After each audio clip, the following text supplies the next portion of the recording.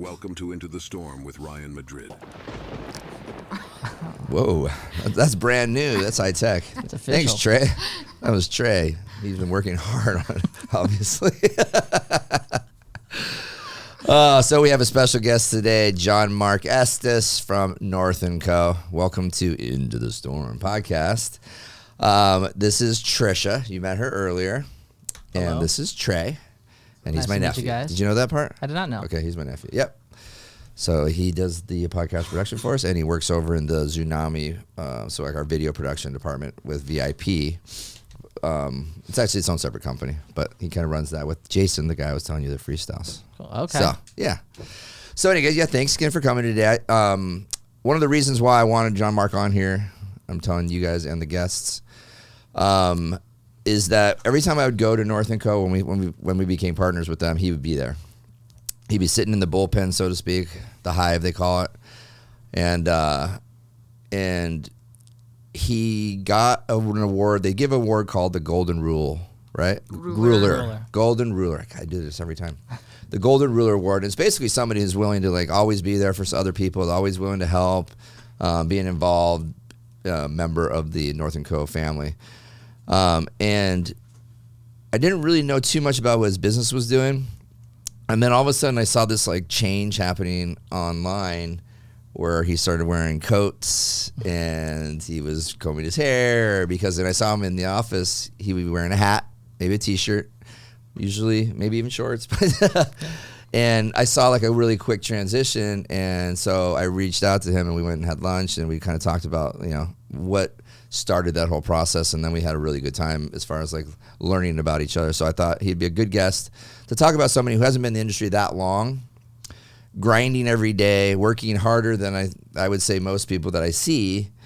And in this type of market, it's not very easy, right? So I think we want to get a little about that today.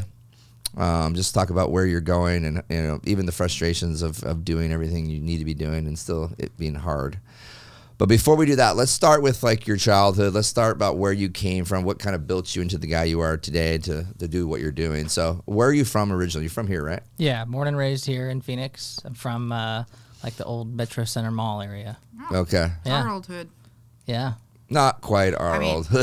It's where I worked. We hung out there a lot. Yeah. So you went to where? Moon Valley? No, so Cortez? both my parents went to Cortez. That's why they Okay. settled there. But I went to a small private school. Okay. Northwest Christian School. Oh, okay. You So went to Northwest. 43rd and Bell Road.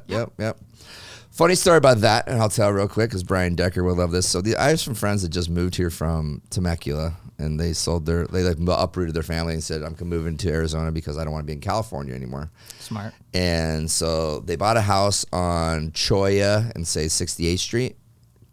And when they came here, they looked at Phoenix Country Day, they looked at Veritas, Christ Lutheran, and they settled on Northwest Christian on 43rd Avenue in Bell. And I'm like, why would you guys decide to go off all the way over there? And they said that they just got the best bet. Even though they knew everything, everybody kept telling them where to go. They didn't go to choose somebody or someplace in their neighborhood. They were looking in Arcadia, obviously. Even Scottsdale Christian was right there. But they chose Northwest Christian because they just felt like that was the best place for them, even though it's a 40-minute drive every day for their kids. So shout out to Northwest Christian. They're doing something right, I guess. Yeah, it's a good school. Good school. It's a good school. It's changed a little bit since you've been there, too. It's gotten bigger for sure. So did your parents like, dude, you're not going to Cortez? Or did you guys move? I think so. My dad was like in and out of being a pastor growing up, and then he also was in car sales. So we were raised pretty strong Christian belief, and so he didn't want us in public school, I think, to try and avoid anything that maybe was more secular that he thought we mimight not find at a Christian school. Right. So was he Christian or religious when he was in high school, when he was a kid, or did that came later in life? I'm trying to think. His dad was single and brought him up, so I think he found his faith when he was like 12 or 13. Oh, okay. So I think that's kind of when he became a Christian, and then he ended up coming out. He's from Fresno, California. Okay. So he went to Grand Canyon University where he met my mom. Oh, okay, cool. So, and he went through his whole, I don't know what that school, seminary school or something like that. So he did all that. Okay. Yeah. So you went to Northwest for your elementary and high school? K through 12. K through 12. A lifer. Wow. A lifer, as they call it. Is that common there? I mean, no. I have a few friends that were K through 12. Most of them maybe like 4th grade through 12. some came like at the end of junior high. But no, I mean, that was the one cool thing that I liked about that school is like some of my friends, you know, by the time we were 25, I'm like, damn, I've known you for 18 years. Right. You know, that's a cool thing that you don't get bouncing around a lot of different Do you still schools, have some friends from that time in your life you still hang out with? Yeah. Yeah, that's crazy. Yeah. Now you're 31, so. Yeah, now it's been 24, 25 years at this point. Okay, so after high school, what did you do? So after high school, I went to ASU, started working at the Apple store. Okay. Apple store I was at Arrowhead Mall, so I was commuting quite a bit from Tempe. Yeah. But yeah, started there. That kind of got me in the mode of like customer service, and they still had like sales metrics and stuff they wanted to try and hit. But for the most part, it was just learning good customer service. They taught us about like asking the right questions, probing. So I mean, definitely got a good foundation for sales there for sure. I think working at the Apple store is probably one of the better places you could work as a younger person. Chick-fil-A, Apple. Yeah, I mean, there now. Yeah. Yeah, it's a good spot. It was fun. So the training's good, service is good. They teach you sales there. Yeah, met a lot of friends there. I mean, still have some friends from there as well today too. So I definitely have nothing but love for Apple. So still a big user. Yeah, right. So you worked there during school, or for a while, and then when you graduated college, what'd you do? So after I graduated, my wife and I moved to California for 3 years just to kind of like be young and do something different. And we always kind of told ourselves it's harder to move away from home than it is to come back. So once we made the jump, we always knew we could come back pretty easily. But did that just to kind of like live on the beach for 3 years. My dad owns a car dealership, so started working with him, which kind of made me move back and invested some money with him that I had. And then from there, we kind of rode that ride together until I got to the point where it was like, look, if I'm going to be in sales, which isn't really my instinct. I mean, I'm more of a people person than anything, so I think that's why like the customer service side of sales aligns with just who I am naturally. But being real like sales and salesy is not necessarily who I am. So I got to a point where it's like, look, if I'm going to sell something and do something that maybe I'm not 100% in love with, I might as well go sell a higher ticket item and make some more money doing it. So, did your parents? Were both your parents in the house when you were raised? Up until the point that I was 15. So my parents split when I was 15. They've had, a semi-amicable relationship since then. So my oldest brother moved out of the house at the same time. So that was kind of like the years in my life where I really had to like step up and grow up the most for sure. Right. Were you going back and forth between mom and dad when they separated? No. So I was ride or die for my mom when it happened. Like in the very beginning, they weren't amicable at all for probably like 3 or 4 years. So during that point, my dad and I didn't really have much of a relationship, and I was ride or die for mom nonstop. And then at a certain point, I grew up, I started dating, I realized like, holy crap. Dad's human. Dad's human, right? There's things that happen in a relationship you're just never going to understand as an outsider. So I think I just kind of grew up and matured, and you only have one parent on both sides, right? So just kind of swallowed my pride and opened myself back up to have a relationship with him. So that was cool. I'm glad we did.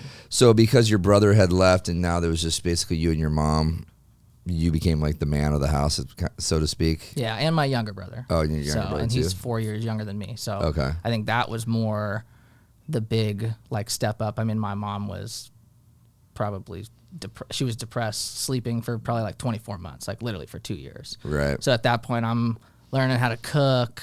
I'm just doing running all kinds of errands. stuff, to take care of my little brother. So, I mean, I'm not trying to make it sound like it was super hard or anything by any means. She was still surviving and making good money, but it was time in my life where I definitely had to grow up quick, Yeah. Did it help that you were at a place like Northwest Christian where you knew everybody and you had like all this comfort of like since kindergarten, like all this support? Yeah. And I think like we were definitely there for a reason for the time like that all that happened, because we had so many close relationships that people just constantly stepped up and helped my mom, which inadvertently obviously helped me out in being the man of the house at that point. So yeah, no, it was definitely a good place to be it was the silver lining in the shit that was happening, right? So how did your brother take it? My youngest or my older? You're younger. Because we all three of us took it different, you know. So all right, let's start with the oldest. So he had just moved to ASU. Okay. And without airing out too much of him and my dad's dirty laundry, they had just had something that kind of happened. Okay. And so they had completely fell out. Like they were the first of the three to like not talk to him at all. And I had kind of been on the same point. I took it more, my dad and I were really close. Like he was my head baseball coach, basketball coach, soccer, like everything I ever did, my dad was my coach. So we had like a different bond relationship in that way. And then my younger brother, he was so young when it happened. He was 11, which I guess isn't that young, but he got lied to. Yeah. You know, so from 11 to 15, he had one belief of what happened, and then from 15 to 18, he kind of caught the truth, and so then he went crazy. So it all kind of happened in different waves. Is everybody back together in some sort of relationship? Yeah. Okay. Everyone likes Dad again. Everybody likes Dad again. Dad's a good guy. Dad's a good guy. He's just a normal guy. Just a normal guy. Yeah.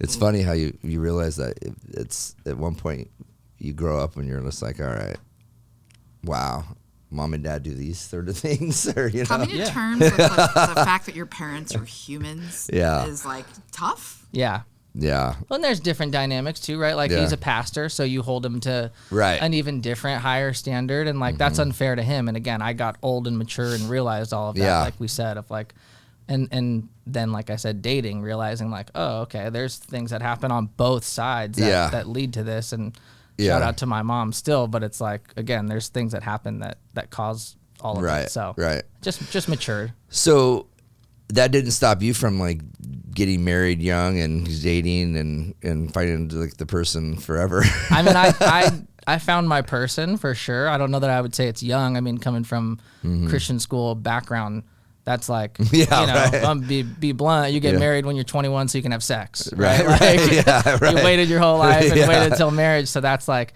so for me, and for like our friend group, we got married late. Like a lot of our friends have 3-year-olds, 4-year-olds, you know. And so how old were you guys got married?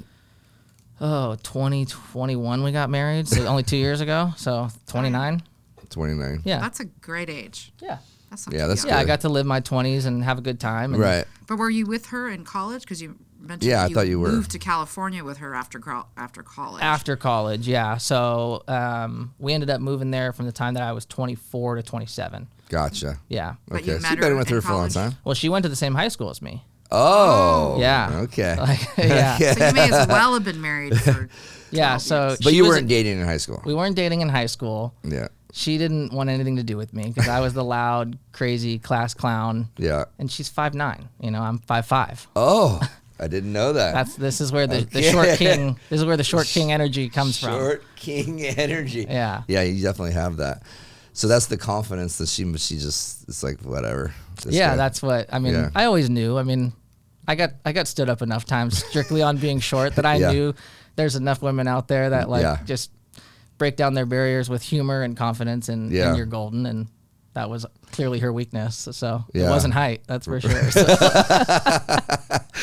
So you got that. So you built your confidence based based upon, okay, how can I compensate for being shorter and get girls? Or just navigate through life. Let's be honest, tall people things are just easier for tall people. Guys, I was just talking about this with Justin Hodge, who's 6'5".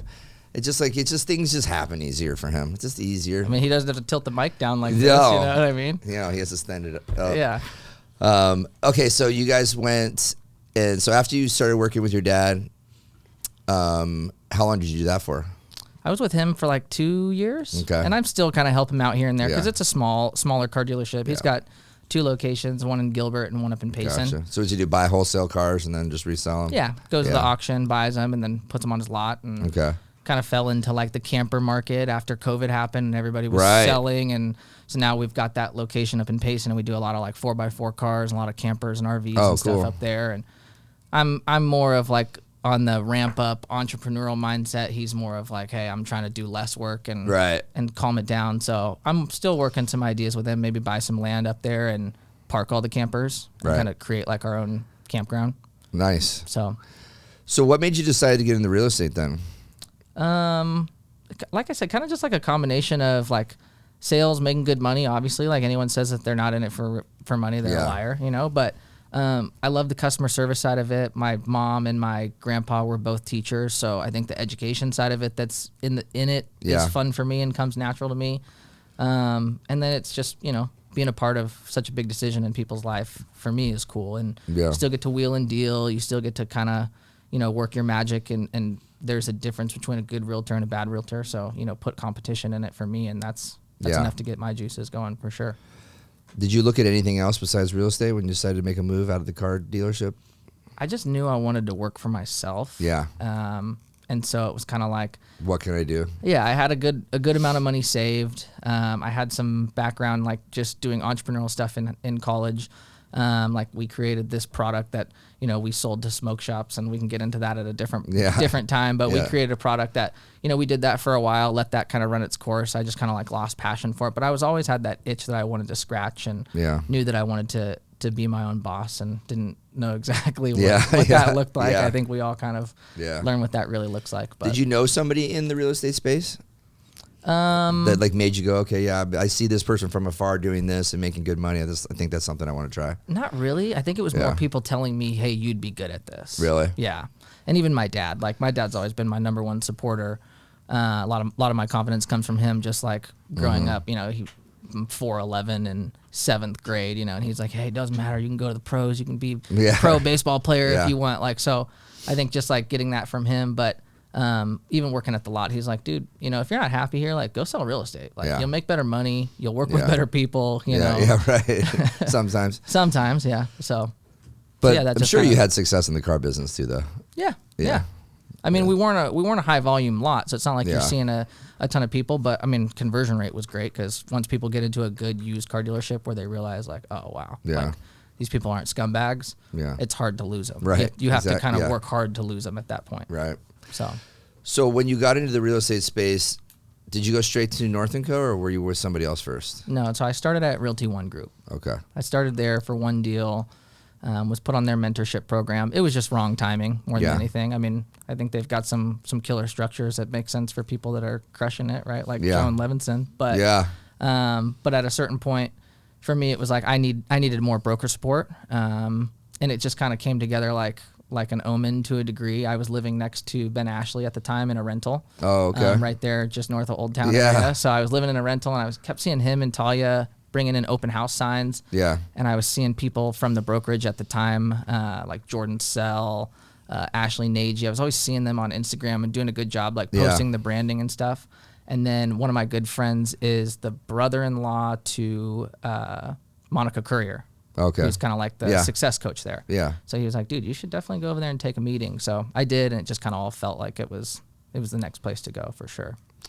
What do you think you got right away from North & Co. that you weren't getting from? I don't want to say you weren't getting because I don't want to knock Realty One, but so for yourself personally, where you were at when you went over there, besides like the energy is obviously good. A lot of cool people there because I think people get drawn into that with North & Co. Yeah, they go there and they're like see a bunch of cool people. You want to be around, and they obviously community is a huge thing for them. But from like an actual like tangible business side of things, like what do you think you got right away that would help you?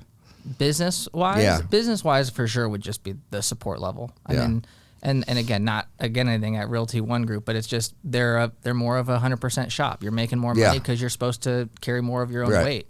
And I was brand new, so I just needed to go somewhere where they were gonna, say, hey, raise your hand and ask for help, and we're gonna be there to help you, right? And I've even talked to other brokers just to see just to like talk to other people in the market, and there's nobody like Michelle Williamson. I mean, I love how supportive she is. I love how nice she is. I mean, so and having the broker hotline, I think just all that kind of stuff made sense for me. We're huge fans of Michelle's. Yeah, Michelle's great. She's a queen.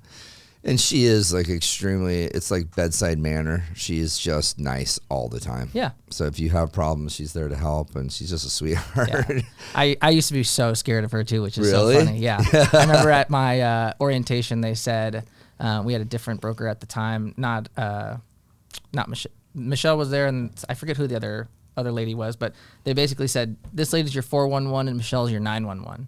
So for me, I took that as like, I'm going to leave her alone. Right. Like, I'm never going to ask her for anything. And then I've since learned and got to know her, and I'm like, wow, they give the wrong impression. Like, you're the nicest person at the brokerage, That was just probably because they knew that she would say yes to everything. Yeah. So they're like, dude, don't call her because she's busy unless it's an emergency because she's busy. I was going to say, I'm sure they knew her workload at the time. The last thing they need is newer agents bothering her with, how do I log into my MLS or something, right?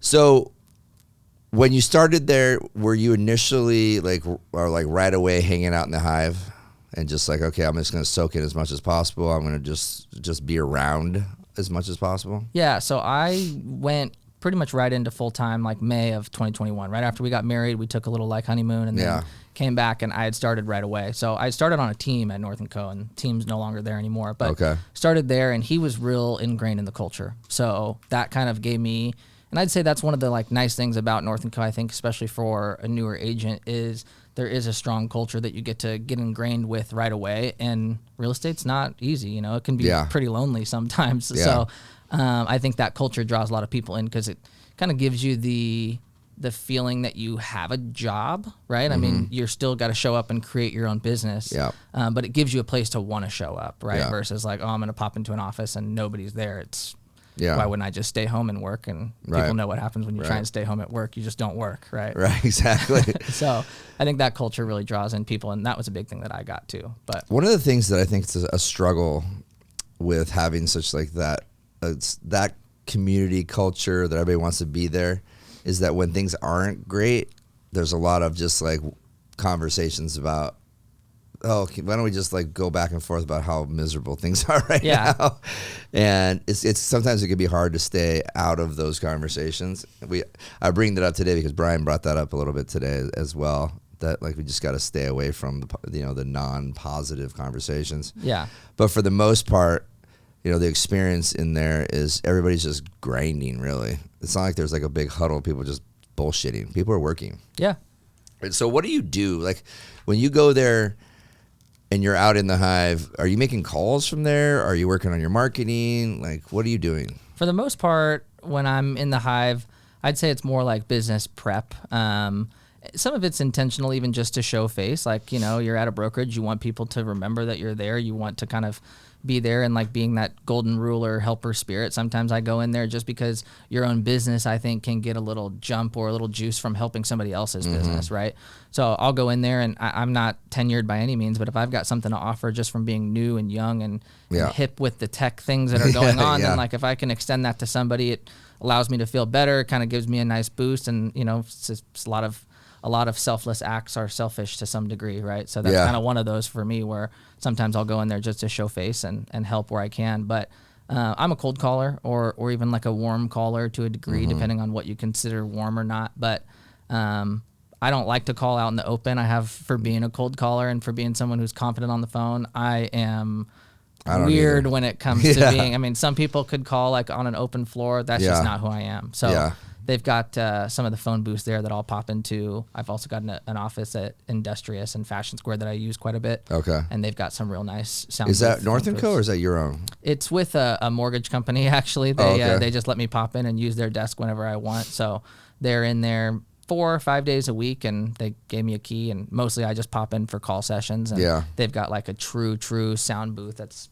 probably from like half this wall over, so it's good enough space to pretty much stay in there for like 6 hours. Oh wow! And so I can just sit in there and crank out calls on a triple. Do you crank out from a like who are you calling? Where'd you get the list? So some of it's canceled and expired. Okay. Some of it's from, I've been fortunate enough just because I will raise my hand and say that I'll call, that people will provide me with lists, right? Okay, here's lists, and we'll give you a 70-30 split if you can make anything happen. And right. Some of it's even been old leads that are a year or 2 years old from lists from like Venture REI. They were doing call nights, and they were like, hey, it was with Easy Street Offers and Dan Noma. And they were like, hey, come in, make calls, and if anything happens with any of these leads, we'll either buy them direct or we'll do a 70-30 split with you on a traditional listing. So I've got a lot of stuff in the database like that, but for the most part, it's canceled and expireds. And then I just recently signed up for my own paid leads. So I'll be doing some paid leads in Scottsdale. Do you guys get do you get handed the canceled and expired leads from North & Co, or do you have to go pull that stuff yourself? So, because those are paid services, right? Yeah. Okay. And I've gotten enough free data that I've just learned that anything that's free is not worth it, right? Yes, exactly. Shout out to all the title companies that try and provide us with it, but when you provide me with 10 phone numbers per address, like that's not data. Yeah. That's just a shot in the dark. Yeah. And like I'm spending way too much time on deadlines. So I had learned from an agent that was at North & Co a while ago. He was paying for Mojos, like the triple line dialer that we use, and then My Plus leads was what we use for canceled expireds. My Plus leads, yeah. So I use those. They import every day, every morning, brand new from My Plus. It goes into Mojo. And you just log in and You can pay for a single, double, or a triple line dialer. I do 3 at a time, and whoever answers first gets. Is the click right away? Because I know when people are on the Mojo system, they call me. There's enough pause where I go click. Same. I think it depends on the service that I have Wi-Fi wise. Okay. So like there's some places where I'm like, damn, these connections are fire today. Like for real, you can feel the difference. Yeah. And then sometimes you're like, your phone call starts off on an argument because you're like, oh, wait. Yeah. Hey, wait, I'm here, you know. Yeah. So hello. I think it definitely. Hello? Yeah. Hi. I think Mr. it Johnson? definitely depends on the connection that you have, but I mean, you just got to go into it pretty lighthearted. I mean, cold calling sucks. It does. You go into it lighthearted enough and just trying to have fun and even make random, like gamify it. Like, I'm just going to make the next person laugh. Right. And you just build the skills of like, okay, cool.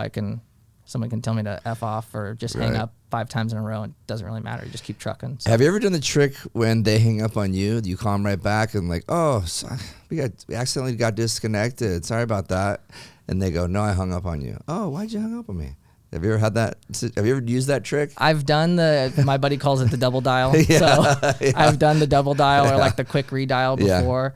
I'm a little bit more weary, and maybe I shouldn't even be sharing this, but like I'm big on the do not call numbers. Yeah. Like I'm big on those, and everybody's like, oh, you're crazy. You're going to get all these fines. It's like, that's the number. That's the one you want. If somebody's on do not call, that's the one you have to call to talk to somebody who's important, right? So it sucks, and like you're taking your own risk in doing that, but to a degree, like that's, in my opinion, what you got to do to make it make sense, and that's where the paid data comes in. Is they don't scrub any of that for you; they make it up to you. Yeah. So I can, pay for everybody that's supposed to not be getting contacted. And I'm not sure if that's legal or not, so we'll find that out before we post this part. Before we go through this part, timestamp that. So. Literally, it says "do not call" on the sheet. It's just a red phone number or a black phone number. Gotcha. You would think that they wouldn't even be on the list if they were "do not call." They shouldn't be, right? Yeah, but again, I mean, it's again the same mindset that you go into it. Are you going into it like truly? I'm just going to try and sell them, because you get some of those people they'll threaten to report you, and like that's not what you want. It's hey, I'm calling you because you clearly had your house on the market and it didn't sell. Yeah. So are you still interested? Would you like some help? Would you like a second opinion? Like, clearly the first person that helped you didn't do right by you because it didn't sell, or what's the story? Right. And I've actually had a lot of success with those people, because my go-to is pretty much, are you married to that agent? Or when it comes time to sell, are you ready to talk to somebody new? Like, no, of course, it didn't sell it. Of course I'll talk to somebody new. Cool. I'm not going to blow them up for the next 8, 12 months, whatever. It's just, I'm going to drip them and stay in contact with them, call them every now and then. And do you say, hey, is it okay if I call you once a month? Sure. Or, okay. Depending on like how warm they tell me they are, I'll tell them like, hey, I like to stay in touch with people every 14 days, or my go-to is typically once a month, or like every 21, 25 days. But it's like I said, it's more of like a mindset thing when you go into it, of just, you're not trying to sell them. If you're truly trying to help people, they feel the energy different over the phone. Yeah. So let's talk about your first deal. Okay. Because I think this is a good story. Walk us through that. Well, which one did I tell you about, a first deal? Or the one that the guy was like out of state, and you don't remember this? Well, no, my first deal was with Realty One. So okay, so we might have to back up on this one here, but it was a guy. It was a big property, I think, and you kept calling this guy, and then finally he agreed to meet you. And you don't remember this? Are you talking about? Well, this is just the best like cold call deal. That okay, that's what it is. The best cold call. The lady that I have listed right now. I don't know. I mean, is that what it is? Yeah. Okay. That was probably what I was telling you. Oh, okay. Yeah. Yeah. Do that then. Okay.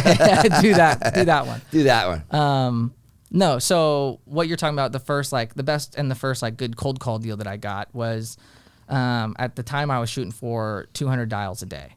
Mm-hmm. So I was just cranking out calls 5 days a week. Wasn't working on the weekends. That's kind of how I've been trying to shape my business, is like be very family oriented, future thought, and I don't want to work on the weekends. You know? So if I can grind throughout the week, that's what I'll do. So at the time I'm doing 200 calls a day. I'm literally on like 198, 199, and I look down, and the next one that's up is for 14 million. And I'm like, what's the point? Like this person's not answering. If they are, they're not switching agents on a cold call, right? So I'm like, I'd kill myself if I didn't at least hit my daily limit. So let me just do it. So I call, she answers. She's a sweetheart. And we talk for a little bit. She's like, you know what? Call me back in the next like 7 to 10 days. I'm so busy. I don't even have time to look for a realtor right now. So you might have just pulled your lottery ticket.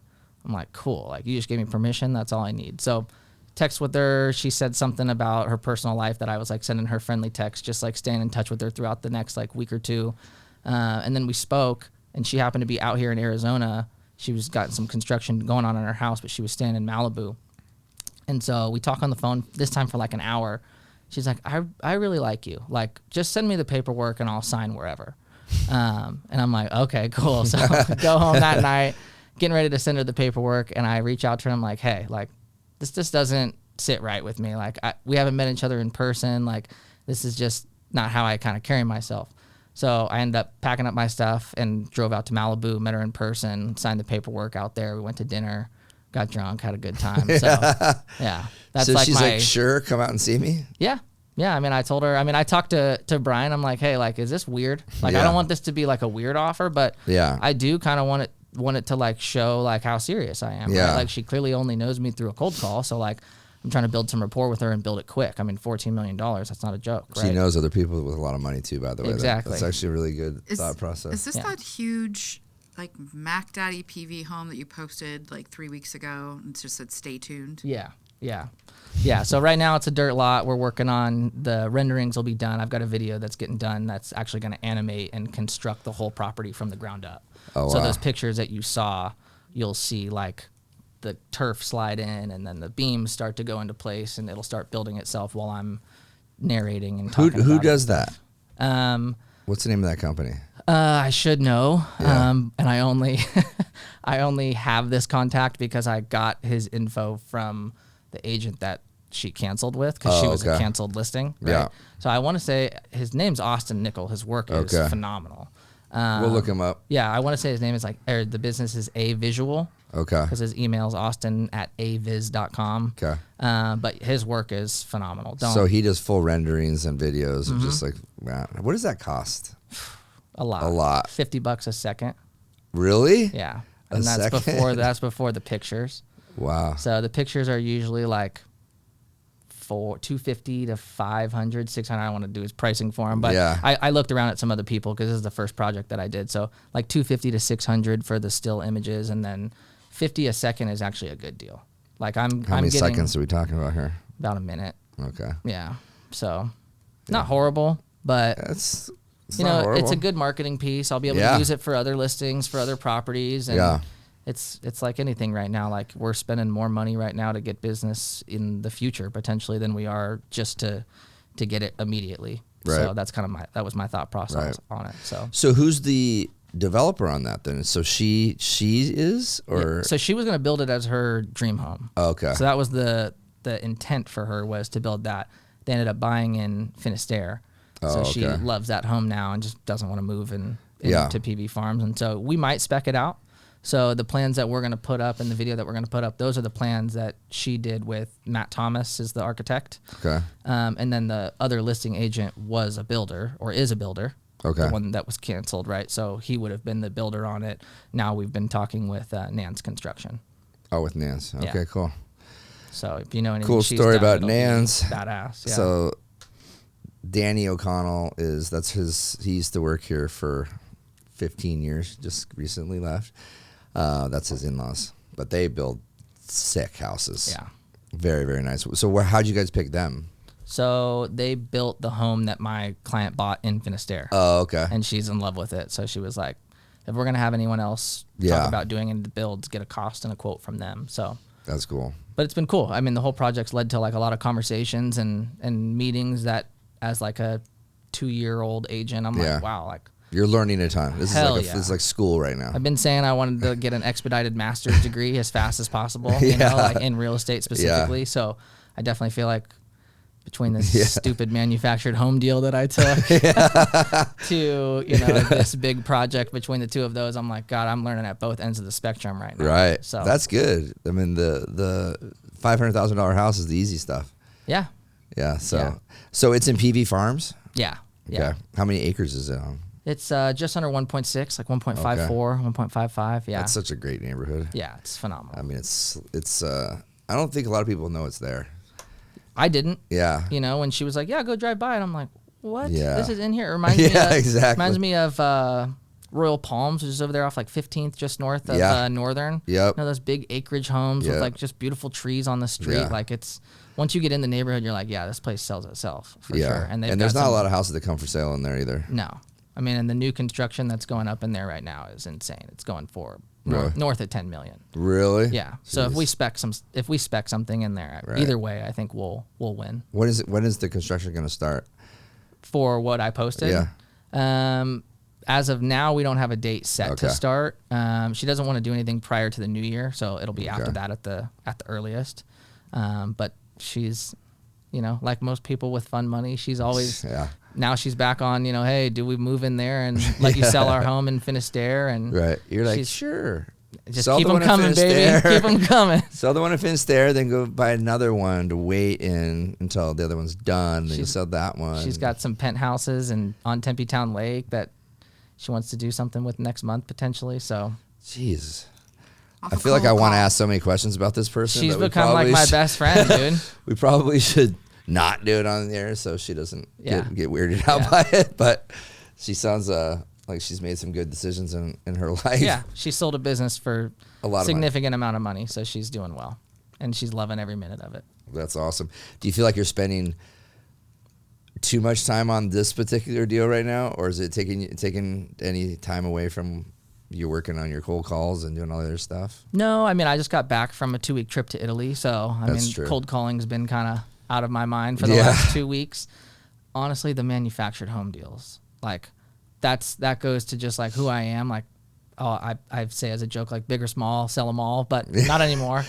Not anymore. Like, and I did both of them on a referral to help some. What's the problem? Like, what's so difficult about that? Is it finding the buyer or finding the financing? It's everything, honestly. Yeah. I mean, it's such a niche product to work in that if you're on leased land, you can only work with pretty much 3 lenders in the entire state, it feels like. Mm-hmm. And they're just not that fast to respond because nobody that's getting involved in those transactions is in it for the money.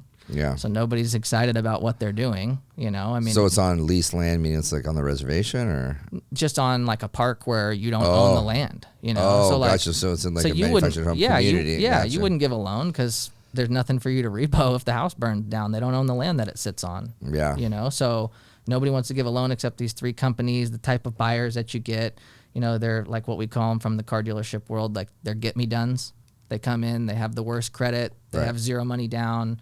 But they're like, just get it done. And it just, get me done, get me in here. And it's like, I got into these 2 deals that I've done because it's just in my heart to want to help those people out the most. I remember when my mom was a single mom and like always tried to tell myself I'm going to be in sales, like have that mindset and that perspective of like, there are some people that are coming to that maybe don't need everything that you're selling, right? Or maybe need you to sell it to them in a different way or give them a different service.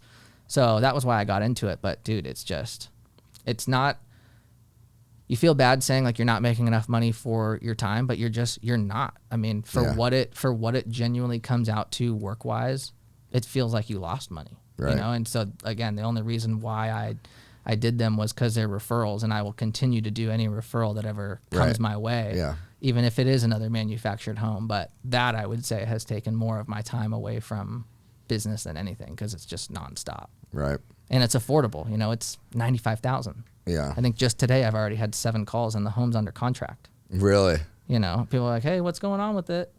Okay, like, where is this place at? 95,000. Because even a manufactured home right now is like $300,000. But those are the nice ones that are on owned land. Yeah. Anything that's on leased land is like under 150,000. I mean, quiz me. I know every I know every park at this point there is. So those have hitches and tires on them, though. Is what you're talking about. Yeah. I mean, it's, dude. It's a little different, but yeah. So do you think that so when you got this deal from the woman in Malibu, we're going back to her real quick. Yeah. Do you think that it's because of your personality, and obviously she knew that you've only been in the business for a short amount of time. This is the biggest deal you're ever going to have. Not ever. I'm sorry. At the time. Sorry. For now. Yeah. Sorry. There's not many houses in Arizona that are more than that, by the way. But one day but it's going to be a big one for you, obviously. Your superpower is your personality. So you sold her on this. Like, how did you go about doing that when she knows your track record and as far as like you just haven't been in business that long? Just pretty transparent and vulnerable, to be honest. You know, I think one of the things she asked me on the phone on our second call was she said, or I asked her something like, you know, what are you looking for in your next agent? Because at first when I made the call, when I like finally decided in my head to make it, I was like, at a minimum, I'll just ask her to be able to shop it for buyers. Because who wouldn't want to shop for buyers and market a $14 million home, right? And then when she said over the phone she was kind of open to a different agent, I'm like, well, now I'm going to pry in there and see what's going on. So I asked her, I'm like, what's important to you? Mm-hmm. And she's born and raised here as well. So she was like, I want somebody who has a good reputation, like good rep. Mm-hmm. And I'm like, Jolyn, what the fuck does that even mean? I swear, that's what I said. I'm like, what does that even mean? Yeah. Rep? Like, I know a lot of agents that have great rep and they're bad agents. Like, they're detrimental to their clients, you know? And she was like, well, I don't know. I guess I don't know what I'm looking for. I'm like, well, I can tell you who I am. And kind of went into my pitch of how I would help and who I am and told her that I was newer in the business, but she comes from humble beginnings. She really appreciates like that grind and that grit that I think I showed her. And then when I got out to Malibu, I think just the rapport building and how fast it happened in person. I mean, we realized that we have a lot of the same likes and commonalities, and we've played golf together, and I've played golf with her husband since. And so we hit it off more like friends right away. And that's kind of like what you're saying, like superpower. That's what I've been lucky enough to do with most of my clients is I don't think I've had a closing where they stay in a past client category. You know, they move into my sphere and they become a part of everything that I do in my personal life. They're invited to, or I'm invited to their weddings. So that's just kind of just kind of who I am. And like you said, a little bit of my superpower, I guess. So yeah, I just kind of sold her on all that in person, and the rapport building just made sense. Yeah, it makes sense. You were saying earlier today that you don't get repeat clients because of the closing gifts you send them. You get them because of the relationships that you build. Yeah. I think that's just like if someone were to say like, you know, what kind of agent are you? That's just kind of like a elevator answer real quick that I have of just like, you know, no, people aren't telling their friends about me because they're like, oh, JM bought me this badass basket with candles and a Ring doorbell in it and all this. I mean, I get all my clients some kind of custom gift, but for one of them it was, you know, a D-backs ticket or D-backs tickets because that's all that his kids wanted, and he just wanted to treat his kids. Another one, it was a bunch of fat heads for all the kids' bedrooms because the homeowners don't want. So I always try and ask, like, and make it personal, but really why people are going to work with me is just because of how I work throughout the transaction. You know, like I keep them in communication and I work my ass off. You know, like you said, that's one of the things that you notice about me. Like I've always been below average in height, but at least average in most things in my life. So being just average, like when things don't come as naturally to you, you're going to outwork anybody just to kind of, stay in competition and stay on the top. So that's always been my mindset. Have you had seasoned people at North & Co. have this conversation with you? Or like at least point out the fact they see you there all the time, or like, hey, you want to help me with this? Or have you had people like offer to come work with them or to team up with them? Or do you get like a lot of opportunities to go work open houses, or do you even like doing that? Yeah, I mean, in the very beginning, so I mean, I've been I've been so intentional this second year of my business. Like the first year, like I said, I was on a team. Second half of that year I was on a team and then left, and I was doing open houses like crazy. And again, I'm looking at like, how do I want my future to look? And I don't want to be away from every kid's baseball game and soccer game and away from my wife every weekend. Like I want to have family trips and do all that kind of stuff. So for me, it was like, I'm doing all these open houses every weekend, and sure, I might have 60, you know, leads or people's information, but they're not doing anything with them. Right. And then I'm calling on sync leads, or I'm cold calling and I'm getting closings and conversions. And so at a certain point, you're just like, why am I spending all this time doing open houses? So North & Co. has been great because the amount of opportunities that have come for me being like a hardworking person that people see that in, like there's nobody that has ever told me I couldn't hold their open house. And I've had people tagging me in the Facebook group of like, hey, here's an opportunity. We know you're looking for them. So, and then as far as like seasoned agents, like, no, I wouldn't say any of them have come to me and been like, hey, we want you to be on our team per se. I mean, there's been talks with certain people like, hey, if you were ever interested, the door is open kind of thing.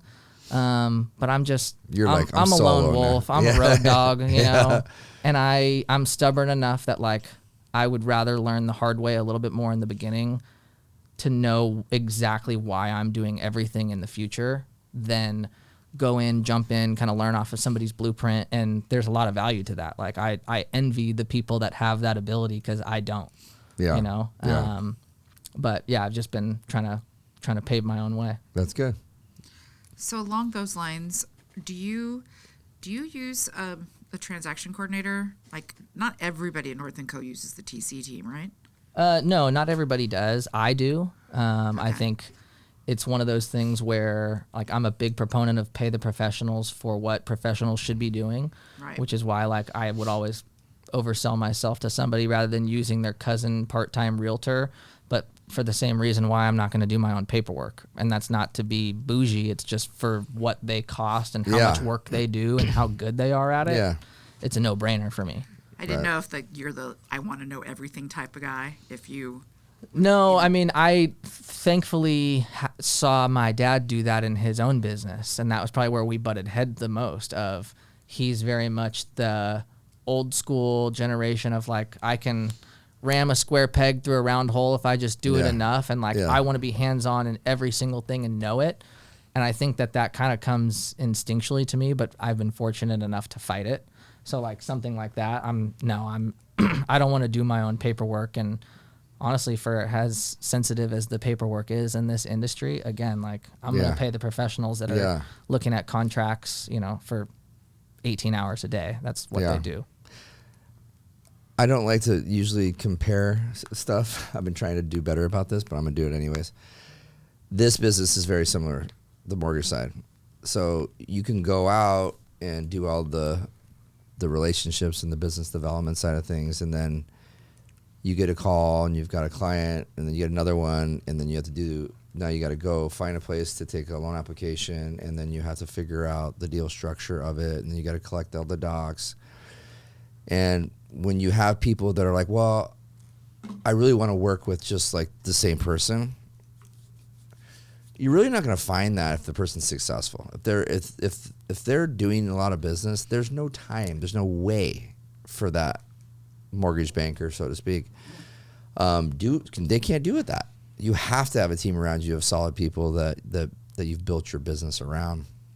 So that's like one of the things I ran into a lot at the beginning, and I eventually found out that the people meaning the agents, when they're like, well, are you going to be the one who does it? And I'm like, no, I'm not going to be the one who does it. Yeah. And then I was like, oh, and then I realized, okay, those people don't do a lot of business because they would know because if they're busy, they're not doing it all. Yeah. They've got transaction coordinators doing all their stuff. You know, they're getting the deals, they're having the conversations, they're maybe signing the listing agreements and stuff. But eventually you kind of figure that out too, that, you know, and through a good explanation, obviously you can tell the story of like, listen, this is not how my business works. I built a great business and I've hired great people to do the things that they're better at than I am. Yeah. And we have a great system built around them to make sure that everything is just rock solid.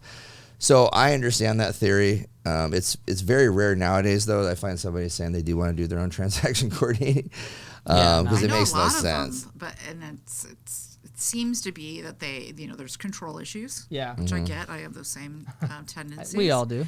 Yeah, but knowing a few of the TCs at North & Co. Yeah, they're really good. They're unbelievably talented. Shannon Spain is like one of my favorite people. Yeah. And yeah, that woman just knows everything about a contract. Yeah, I tell them all the time, I'm like, the fact that you guys have 7 people on the same contract this flawlessly blows my mind. And when I am ready to hire a showing agent assistant, I'm going to come to you guys and figure out what system you're using. Because, I mean, the email chain is from every single one on the team throughout a transaction. It's not like they have them divvied up. Right. So they're able to pick up where one person left off, and you talk about scalability in a business, like that's scalability. When you have a system that anybody can jump in and just pick up right where the next person left off. Yeah. They're solid. So let's go back to, you mentioned intention. So you've been very intentional this, say, the last, 5 months, 4 months. I don't know. And it goes back to me noticing, like I said, I noticed on Facebook or Instagram that, you had like a new little marketing piece and you were in a coat and looking all fancy like you are today. So what led to that? Even just the dressing different. I think I dress how I want to dress. So right. Well, this is your new way you want to dress. Well, and I don't mean it like that. I mean like I dressed in basically I have North & Co branded polos, 3 different colors, 2 of each one, and some black shorts that I used to wear all the time. And I just got to a point where I was like, I definitely want to dress for the job that I want, not the job that I have. Yeah. I want to get into a higher price point, higher luxury. I think image, as much as it sucks, is a big part of that that you've got to play into. It's kind of like a necessary evil. So I think that became very intentional of like the type of business that I want to attract. I want to look the part now. Yeah. The next thing to upgrade is the car, because I don't know that the Prius is the sexiest car on the road. But Prius just screams like smart. Yeah.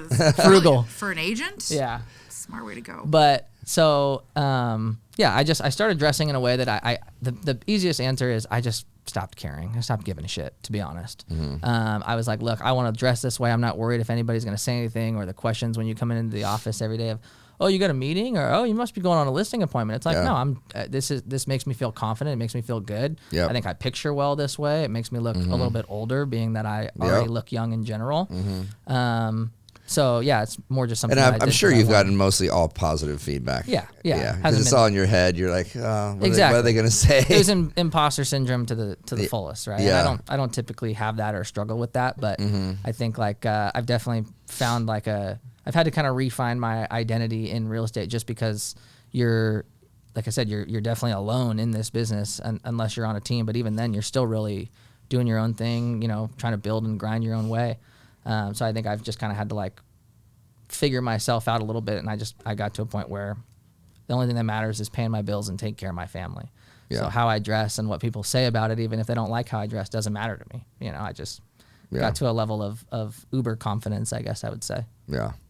It's funny that your like mindset's that way, because to me the other way would be like the wearing shorts and a t-shirt and a hat would be like the one that I would be like, okay, so because even when I wear a hat to work here, I know that like I'm not supposed to wear a hat, but I'm gonna wear a hat. Yeah. But in deep down, I'm like, I should be combing my hair today. And when I dress up, it's like what you should be doing. You should be wearing. You have to kind of. I had this conversation with somebody before that who would wear a hat all the time, and t-shirts all the time, and jeans all the time, sometimes shorts. And the comment that I got back when I said, why do you keep wearing this? And he's like, well, this is why we get in the business, right? So we can dress however we want to dress. And my thought process was like, like you said, you're dressing for a job. Like, and the answer I got back when I brought it up to an agent, I said, how do you feel about this? They're like, well, because they were dressed the same way. They're like, well, yeah, I don't dress this way when I go on a listing appointment. So if they're coming to meet with me, they should be dressed up nice because I'm their client. Just because I'm wearing a baseball hat today doesn't mean that this person should be wearing a baseball hat today. Yeah. So I think that there's like this whole, and there's a little bit of like in this real estate world, especially in Arizona, right? Like you see a lot of successful people just wearing shorts and t-shirts and, because the wholesale business is so great and everybody wants to be that wholesale guy and just be cruising around doing whatever they want to do. Life's easy. And you wear shorts and t-shirts and hang out the house every day. But that's not the reality of 99% of the business. And you have to pretend that you might run into somebody that day at AJ's that you get in a conversation with, and they might be 65 years old and have a house in PV that they want to sell. They're probably going to pick the guy that's dressed a little bit nicer. It looks like you care, you're putting more into it. Yeah.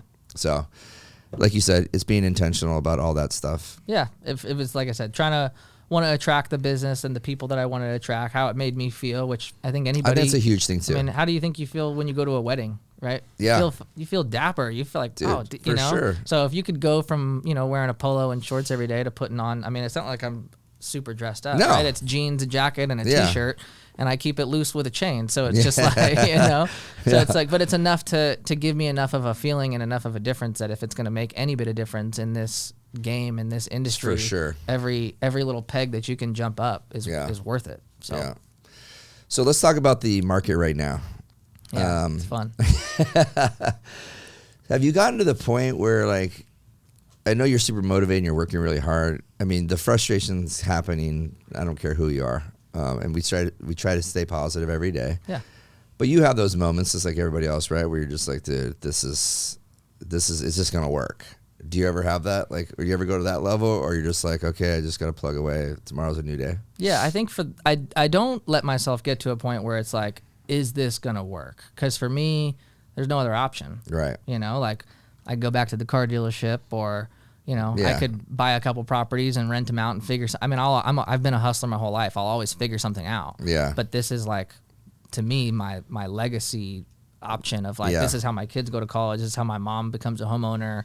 Yeah. Like I have this in my vision that I read every morning. And I think that's probably the most propelling thing is I read it every morning. And the last paragraph is all about like, this business is not about me. So you don't want a cold call today? Cool. It's not about you. Like this is about your future. Right. Yeah. So I'm sorry, what was it? I think no, you answered it. I think that that's a good way of putting it. If you're not thinking about the people that rely on you and you don't want to make a call, that means you're like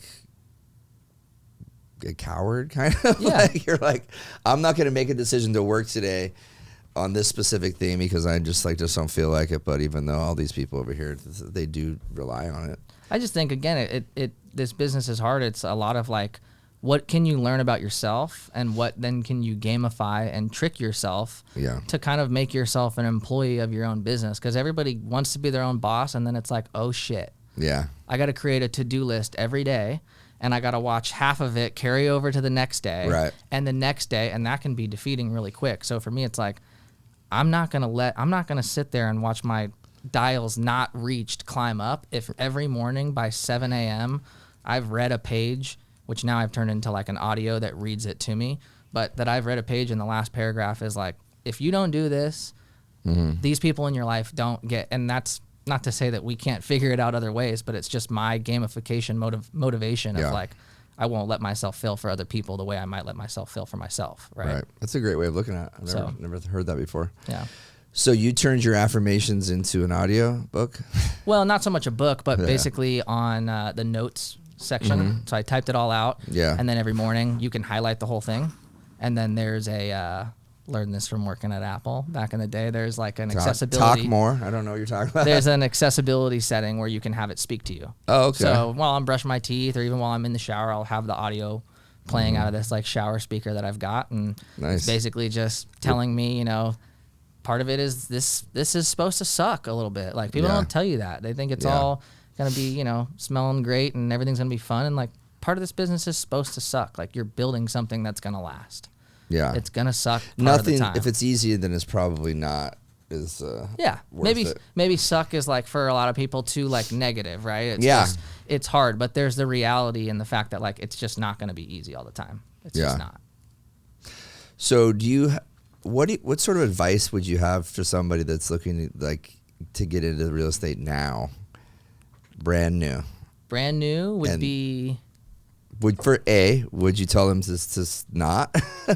And B, if they did, what direction would you give them? There's only been one person that they were already in real estate that I've ever told, and this is hard for me to say, but maybe this isn't for you. Yeah. You know? I think for the most part, like if you got the right mindset, that's all this is. Mindset and numbers game. You know, that's why I started getting into calling more than open houses. So what I would tell people is, come into it with a good mindset, come into it with a good savings, and know that like you're probably not going to make a ton of money for a while. You know, like I've had the mindset of like, my business isn't going to pop for probably 5 years. Yeah. And like, is that something that I want to settle for? No. But it allows me for these first 3 years, especially, to look at everything as like building. And if you can't step into what you're doing and do it for 2-3 years without seeing a big paycheck and a lot of money out of it, then you're not cut out for this. Right. You know? And there's some people, your network is your net worth. There's some people, we've all seen them, that they get into this business and through their circle or their parents' circle or whatever, they're getting deals right off the bat that are multi-million-dollar deals. And touche, you know. I hope that I'm in a position for my kids that if they choose to be into real estate, you know, they're working with my client right now, they're working with her kids in the future or something, right? So it's like, I don't knock that, but it's just hasn't been my path. So yeah, it's definitely a grind. It's a grind right now. Did you have are you a reader? Yeah. Okay. Do you have a specific do you have any like books off the top of your head that you like really like that's changed your like life, so to speak? Life changing, I don't know. Business changing and like mindset changing. I mean, the fanatical prospecting. If you're in sales and you haven't read that book, you should read it 3 times. Fanatical prospecting. Fanatical prospecting. Yeah. Right now I'm reading. I'm doing it on my iPad, so I don't ever look at the cover. It's the Chris Voss Art of Negotiation book. Never Split the Difference. Yeah. So I'm reading that one right now. Which those are both 2 books that everybody's heard of. I mean, I've read some other books that are pretty cool. The 5 People You Meet in Heaven is a cool book that you can read in a weekend if you want to read it. But yeah, for the most part, business wise and sales wise, I'd say fanatical prospecting for me is just mindset changing. Like, if as a caller, you have somebody in a book telling you like, hey, 75% of the time you're going to get a voicemail. Yeah. Now you've taken all those times you hit voicemail and you're like, damn, am I wasting my time? No, that's just, it's part of the art. You know, not everybody's going to answer their phone when you're calling 300 people a day. So if 75% of the time you're going to get a voicemail, you just got to do the math on how you can convert the other, 25% of people that answer. So for me, I think that one changed my mindset a lot. Nice. So if someone's going to work with you, sorry, maybe rewind that. If someone is looking to work with you, like what is it they're getting with you that's going to be different than somebody else? Client-wise, you're saying? Yep. Biggest thing I'd say is just very hands-on approach. I mean, I try not to let anything during the transaction become too friendly and personal in the sense of I always want there to be that clear division between, hey, we're friends, but I'm also your professional realtor who's going to help you get a smoking deal. But, I mean, I'm not afraid. I want the paycheck. I don't need it. Yeah. So, I've been in transactions where other realtors other agents cost their homeowners tens of thousands of dollars just because all I did was ask for something my clients knew we probably wouldn't get, and they just folded. And I know a lot of agents sometimes are like, hey, let's not push them too hard. Like, we want to keep this together. For me, it's like, let's rock. Let's go as hard as you want. So I think that's definitely a big thing for me is like, you're going to get custom, like personal experience for sure. And that just comes from like true rapport building and like getting involved in their life. But then you're going to get somebody who's going to work their ass off, all the feel good fluff stuff. That's all, that's just not, you're going to get that because that's part of the game. Yeah. But that's not why you're going to work with me. Right. Let me ask one last question here. What about social media? How important do you think it is to your business or in business at all? It's important enough that at some point I'm going to start paying somebody to run it for me. Yeah. Have a videographer and photographer that I work with pretty consistently because I think it's kind of like your new website, right? I mean, if somebody wants to look you up, you might not exchange phone numbers with somebody that you just met on a flight. And I don't even want to anymore. I don't want to give people my business card. I want them to follow me on Instagram because now they're going to see me all the time. Yeah. So I think it's super important. I think it goes back to like, it's a necessary evil because it's a game that I don't want to play. Yeah. But I'm not going to lose the game because I'm not willing to play it. Yeah. It's kind of how I look at it. So are you on Facebook, Instagram, and do you do TikTok? No TikTok. It starts to get too much to manage at some point. But Facebook, LinkedIn, Instagram, they're all the same. This guy sells AZ, just like it sounds. This guy sells AZ. But no, I think it's super important. It's something that I personally need to get a little bit better at. I have a calendar for all of next year for all of my marketing stuff to be kind of pre-ramped out and put together. So I think that'll definitely be helpful rather than trying to schedule some stuff out for the month. But yeah, that's really good.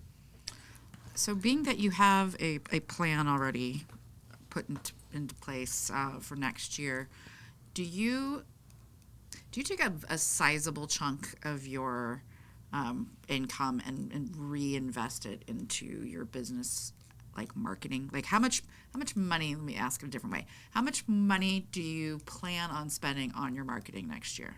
Okay, that's a good question. So I immediately take out of every paycheck 10% for fun money. And my wife and I, we can just do whatever we want with that. So then I take another 10%, I invest it into marketing, 20% stays in the business, 40% goes into savings. So that's kind of what I do with the money. As far as the amount I'm doing, so here's kind of like how the calendar looks for next year is I've got sports calendars that are going out, like the magnets that have the suns. I got those that are going out. I've got Client Giant is who I'm using they do 4 gifts a year, $100 per client. So I had like 15 that I signed up for. So those will be going out. I've got monthly mailers that go out every month. So I'm sure I could do the math pretty quickly. It'll probably be close to $10,000 if you're not counting like lead spending. I mean, the sync leads that I'm going to be buying as of this next month, those will be another $15,000 for the year just by themselves. But those are to close deals immediately, so that should pay for itself. Those are a little warmer. Yeah. I mean, it's people who went on Google or Facebook and at least gave their information. They're expecting a call, and I've closed a handful of those deals at this point. I know that I can do it, so I just kind of made the investment to do those by myself. But yeah, I'd say probably you only need to close like 3 deals maybe. Deals, and it pays for the year. So I'd say probably somewhere between like 10 and 20,000 is what'll get spent next year. I feel like it's definitely not a lot, you know. I feel like I don't really get on TikTok, and I just recently did because one of my friend's son is like going viral right now. He has cancer, but like he's like blowing up because his attitude's been so good, and he keeps saying it's all light work. Like he hasn't complained about it. He's like, oh yeah, brain cancer, whatever, it's light work. So I went on and I ran across another LO that works at another company, and I was like, holy cow, he's like 1 million followers on her, and he's got so many different videos. So then I was asking somebody else about that, and they're like, oh yeah, it's so much easier, or it happens so much quicker on TikTok than it does on Instagram as far as followers, likes. Like you can go viral really quick on there. So I think about, like, of course that led me to, you know, the Phil Crawford episode clip, being like, God, we really should be putting some of the stuff on there. We need to, just to see kind of what happens. We had a really good clip that happened recently that got a lot of traction on Instagram and Facebook. But apparently on there, it just seems to go. So I don't know if you know anything about it, but like to me, I'm just talking to her actually. We need to do that. I need to talk to Riley maybe about that too. And LinkedIn is another one too. I think that's smart that you do that. We don't spend enough time on there. And we did talk to, Sam over at the brokery, he gets business off of LinkedIn. Yeah. And, you know, I just don't think a lot of people in this business or this space go there enough, including ourselves. So, I just think in all forms, regardless, and I don't know what the clip was that you guys had that went viral, but in all forms, you're just trying to give people a side of you that they want to see. You know, like my social media and all of my marketing is pretty much turned into all gag stuff. Your stuff's funny. Yeah, it's really funny. I've got the picture of me on the skeleton that has the dog inside the X-ray, and it says, "Get a realtor who's got that dog in him." Right. You know, or like I've just got stuff that, like, for me, it's like it goes back to like I stopped caring as much, and was like, and then the responses I got off of it were just like, I gotta give the people what they want, you know. Like they want me to make an ass of myself, quite frankly. So that's what I'm here to do. I mean, you're right though. The biggest fear for especially like Trisha, she won't do anything on social media, really, because it's fear, right? But the truth is once you do, it's usually 99.9% of the time it's all positive feedback, right? But for some reason, you know, I think for me, I should be doing way more videos, and for me not doing it, it's just literally like, I need it to be like camera set up, lights up, and I need to walk in and be like, okay, I know I do this at 9 o'clock. If I say I'm going to come and do that tomorrow, I won't get done because I won't spend a second setting up anything to get it done. Well, and you won't have any kind of script, and even if the stuff's set up, you're still going to sit down and go, okay, well, no, what am I supposed to say? Well, no, because my thought process is you can get scripts made pretty damn quickly, pretty easily. You can come up with topics very easily, especially with ChatGPT at this point, because I've actually done it, and then just to see like what it brought up. And again, you go on to other people's stuff, and you just take other people's information, you create content based upon that, and you just change it up a little bit, right? There's a lot of hacks in that stuff. Yes, that's one of the things, but we're talking to each other now again. You're good. Well, brother, sister. I do need to. It's not necessarily her. It's more straight. I'm listening. I need to like have just like it, because I was listening to another podcast and they were talking about that. Like like they have it set up in their office for all their people. It's like a little room. It's like everything's cameras already like where it needs to be. Don't touch the camera. The lights are on, and all day long people can come in and just like boom, it's there, and they have to do something like every day. And it's like doing like a 90-day deal where they have to do a reel every day of the work week. Yeah. Right.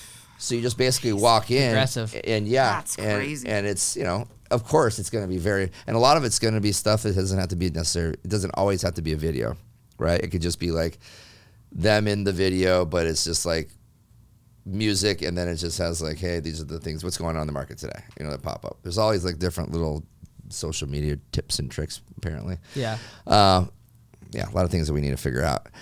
What I've learned is that there's a lot of things that we need to do, we just can't do it all. So sometimes, it's about the bandwidth. Yeah, I think it'd be a lot easier to grow if we all started with some monopoly bank money, right? I mean, like, if you started with a good lump and the bad agents and the bad loan officers phase themselves out because they just spent it poorly, but everybody else got the opportunity to spend it well and build, it'd be a lot easier if you could actually outsource. But I think that's where like getting into this business, like self-discovery, like knowing what you're good at and what you're bad at, I think those are huge traits to already have coming into it.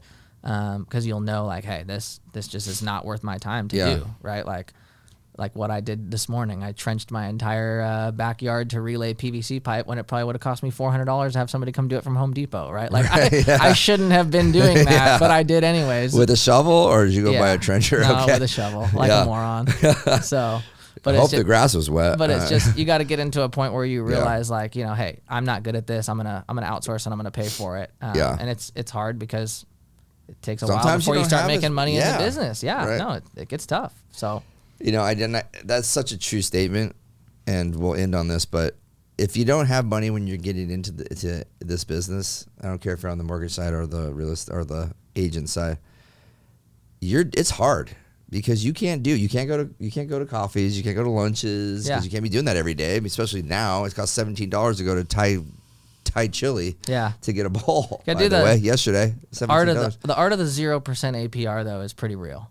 Yeah. Like, I'm a big fan of, I'll open a credit card and live on it for 12 months, and I still live pretty frugal on it. But then when you have a $30,000 paycheck come in, you pay a $10,000 credrit card off real quick. That's a lot easier than for some people trying to keep 0% credit. Everybody, just do that. Just do that. Don't do the 25% ones. No, because that gets tough. Yeah. No, it's true. That's a great way to start a business. The 0%. Yeah. 3 of them actually in a row. Yep. Yeah, and then you get another one. That's my marketing spend for the next 12 months. My marketing spends That's all the Dave on Chase. Ramsey way. Yeah. So don't roll over and get pissed, Dave Ramsey.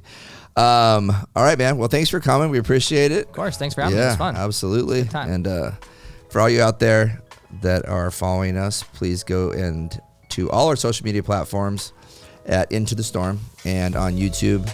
Like and subscribe, please. We are growing our all the platforms are actually growing right now, and we're just trying to get bigger and bigger and bigger. Shout out to Riley for helping, because we did hire somebody to help us with some social media stuff, and it does make a difference as far as just getting it done. And then how do they get a hold of you? Well, phone number is 480-249-6400. Otherwise, find me on Instagram, Facebook. Everything's the same, at thisguysellsaz. I'm pretty active on there, so I'll be quick to respond, or definitely give me a call or text, 480-249-6400. There you go. Jon Mark Estes. Thanks buddy. Appreciate it. Thanks, everybody. Bye.